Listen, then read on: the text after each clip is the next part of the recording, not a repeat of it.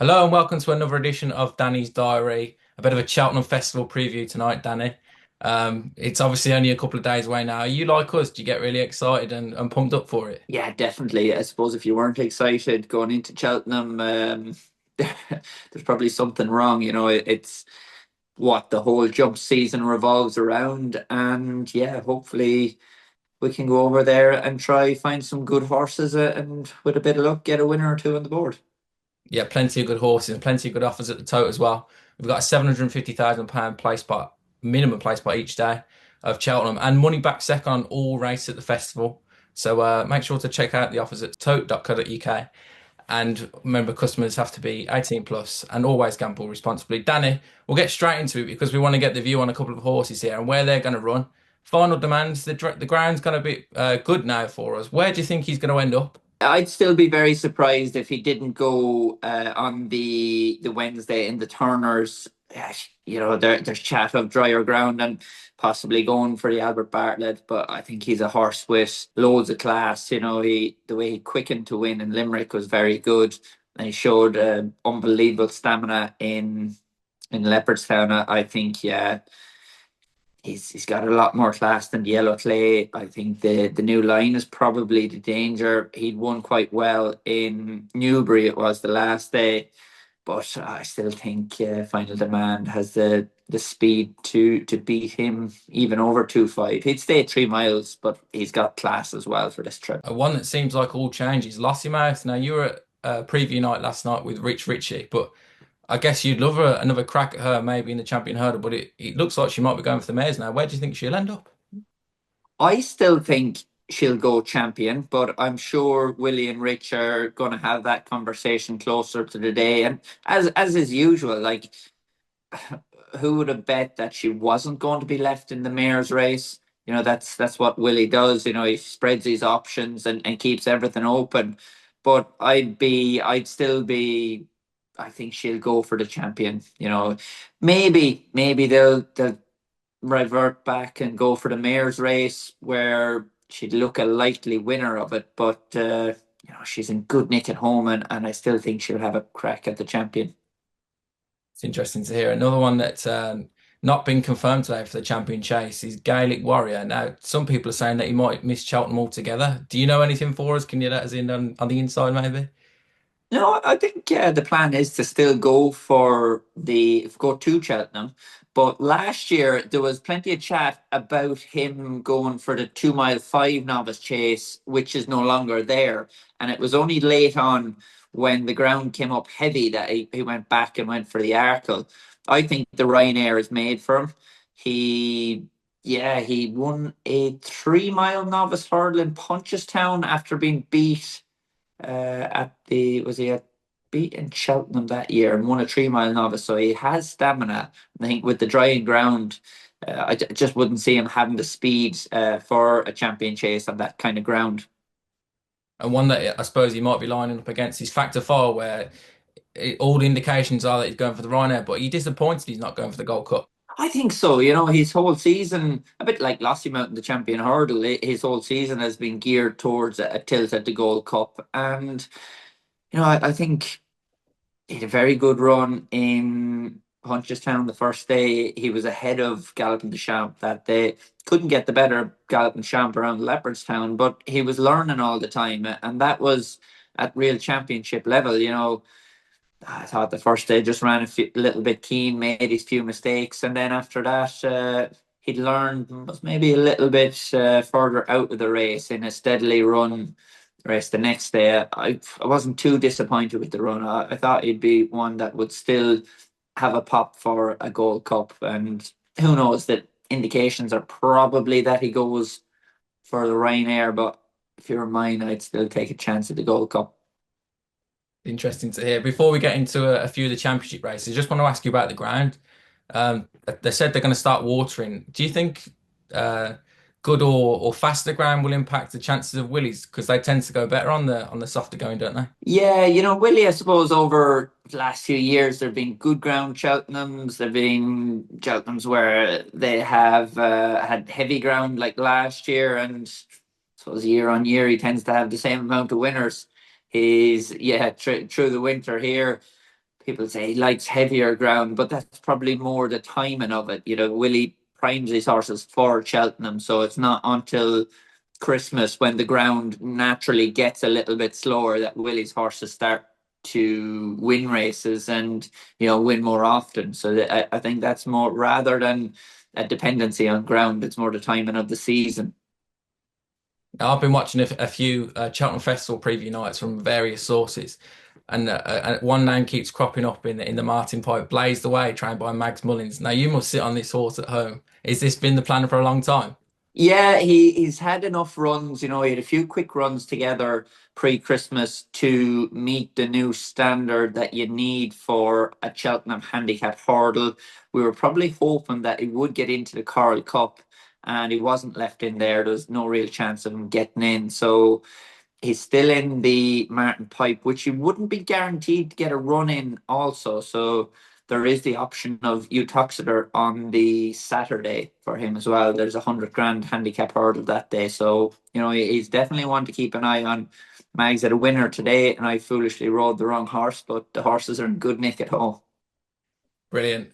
We'll get into a few of the championship races then. I'm guessing you must have seen the video that's gone viral of Constitution Hill schooling yesterday. What did you make of that? Yeah, sure, he's good. I suppose he made his mistake from a lack of concentration the last day. Was there ever really a worry about his jumping? I don't think so. It's Nicky Henderson has probably been given out to in the past for not saying things, and he's gone into a little bit of overdrive now and sharing information. I was going to say Willie doesn't do much of that, does he? I'm guessing has he got a new phone to be recording videos on? No, I don't think you're going to see that from Willie. Willie likes to sit back and train his horses, and he keeps a close relationship with his owners. And Gordon's been very bullish about the chances of brighter days ahead, and they've set their stone out that they're going to go for the champion hurdle. How do you think it's going to play out, especially with some people are writing off Stateman in these preview nights? What's your opinion on that? Yeah, I think Stateman, he's a definite contender. I suppose the fact that the race, just lost, I suppose, the answers people were looking for last time when Lossiemouth fell. That's where his season just hasn't gone as smooth as they would have probably liked. He got touched off by brighter days ahead in the Morgiana and never turned up at Christmas. He looked back to himself in Leopardstown at the DRF, but that was, there was so many more questions than answers that day. And you have to give credit to brighter days ahead. Her progress through the season was very good. She started off in Down Royal, stepped up to win a Morgiana, and then put in a blistering performance around Leopardstown at Christmas. So, Gordon probably cleverly enough sidestepped the DRF to train her for Cheltenham, and she's the progressive one in the race, and most likely probably want to give it to Constitution Hill. But I still think I wouldn't write off Lossiemouth. Maybe she won't run in the race, but for me, what she'd learned from Kempton, I thought she had the potential to close those 2 lengths on Constitution Hill. And, who knows if she'll run in the race. That'll be Willie and Rich's late decision. But I wouldn't be writing off Lossiemouth for this champion hurdle just yet. Of course, Lossiemouth's looking for a third win at the festival. We're switching gears and turning to the champion chase, a horse that's looking for his first win. And I want to know about the dynamics of how the riding's going to go. But Solness in the champion chase, how is this going to work with you and JJ? Are you going to fight over it?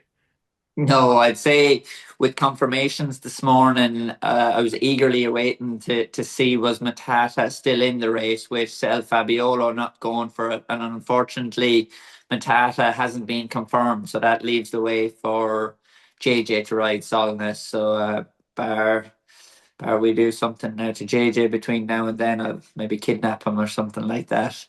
But no, JJ was very good in him at Christmas in Leopardstown as well, knows the horse inside out. And I still genuinely believe he can give Solness something to think about. The change in tactics have really brought about more improvement in Solness. And I think, old course around Cheltenham, it's dropping back a furlong in trip from Leopardstown. Leopardstown's 2 mile, 1 furlong. Still with a stiff finish in Leopardstown, so just short of 2 miles for the champion chase on a bit of nice ground. He'll blister and jump. Yeah, he's going to make John Bon work. Deserving favourite John Bon, but I think Solness can make him work very hard for it. And given John Bond's record around Cheltenham, it's pretty good. But everyone points to the time of him getting beaten in the rescheduled Clarence House. Do you think he's too short for the race? Could you see, would you be advising the punters to take him on with something else? I suppose on his form this season, you would have to think he's a deserving favourite. It's hard to do it, and I think some of the stats that I'm hearing from the previews are saying favourites in this race don't have the best record. I wrote against him in the Arkle, I think it was, Dicer Dynamo, another front running type, and John Bond was off the bridle coming down to the second last before El Fabiolo swooped through to pick him up that day. And I think Solness has every bit of speed, and if not more than Dysart Dynamo, to get him out of his comfort zone as well. And what I loved about Solness the last day at the DRF was the way he galloped from the final fence to the finish. After setting those fractions early in the race, he was still able to put down the head and go, stop the race going to the last, and you say Marine National is all over a winner. But the way Solness completed that last furlong is what would give you confidence going to a champion chase. Remember on Touch YouTube every day from the Cheltenham Festival, we have Danny's thoughts on all of his Cheltenham Festival rides. So be sure to like and subscribe to our YouTube channel. Danny, on Thursday, I was reading that Noel George said earlier that he's going to send Il Est Francias to the Ryanair. How do you think that's going to ride as a race? Now that's going to be one of the most interesting races of the week, surely. Yeah, it will be. Il Est Francais, he's, similar to Solness. He'll get out there and burn along in front. And, you've seen it's a race on the so's one before, going off there in front and keeping going. Thursday is onto the new course. So a little bit more of a long home straight, Il Est Francais, he got collared late on over 3 miles around Kempton at Christmas by Banbridge. And, maybe back a couple of furlongs in trip might suit him that little bit better. But my worry with Il Est Francais is his lack of consistency in his runs. He's no doubt a very good horse, but his lack of consistency is just a little bit worrying. Factifile is very good. He's been taking on the best 3 mile chaser all year and galloping the champ. And I'd love to see him go for the Gold Cup. But if he's in here against the Le Francais, I think he's got a big chance. The fact that there'll be a strongly run 2-5 will definitely suit him as well. While he's got stamina, the speed they'll go early will make this the test as well. Gaelic Warrior, solid horse, probably needs the trip on the ground, but his season just hasn't been spectacular this year, and it'll leave you maybe picking another one. Protectorat was good the last day around Windsor, won the race last year, but I don't know if he's quite in the Il Est Francais Factify League. So looking ahead to the stars, Danny, Teahupoo's only had one run this season. Could that be put? I know a lot of people don't fancy him for that fact, but he did it last season. Surely he's got to be the one to beat. He's probably the one to beat and a deserving favourite. He's had his one run this season, but that was still a very good run. Lossiemouth, is she odds on for the Mayor's Hurdle and a definite contender in the Champion Hurdle. So that form is quite strong. And it's not as if he's only had one run because of injury. He's had one run by design from Gordon. So I think he's going there in great shape. But for me, the one I really like in this race is Home by the Lee. It just seems to be a rejuvenated horse this year. I rode him to win in Navan earlier in the year. And the way he travelled through the race, he just shown so much more life in him this year. And he won his grade one in Leopardstown at Christmas, beat Bob Olinger again, confirmed that form, and again travelled with so much more life. He's got 6 lengths to make up on Teahupoo from last year, and with that, with what he's showing this year, I think Home by the Lee is just a far better bet at the prices. 6 to 1 versus even money, and improving Home by the Lee, I think can get the better of Teahupoo here. Brilliant. Strong opinion there from Danny in the Stayers hurdle. We'll move on to Friday, which is, of course, all about the big race of the week, the Gold Cup. And Danny, you're a massive fan of Galloping des Champs. I know you absolutely adore him.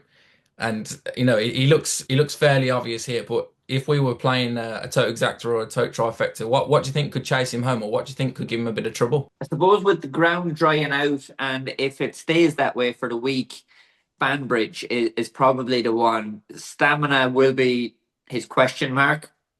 He won in Kempton over 3 miles on good ground at Christmas, but 3 mile, 2.5 furlongs in a Gold Cup. It's that 2.5 furlongs is a long, long way home. And, he's got the class.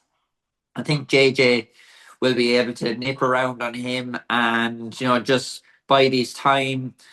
I'd say he'll be ridden for that bit of speed rather than trying to get out there and take on Galloping des Champs. There's a few others, the likes of Monty Star, Grange Clare West, Lehome, Press, Jungle Boogie are possible runners. Whoever is going to line up, some of these might find other targets. But I think, for an exacta, you have to go with Banbridge. His stamina is his question mark, but you'd imagine looking at the race on paper, he's going to be ridden to try and close late and see what happens. Brilliant. It's great to get your views on all the championship races and a bit of insight there on where you think horses will be going. Of course, we'll hear again from Danny on every day of the Cheltenham Festival. He'll go through all his rides for us with some little videos on our social media channels and on our YouTube. Make sure you like and subscribe to that.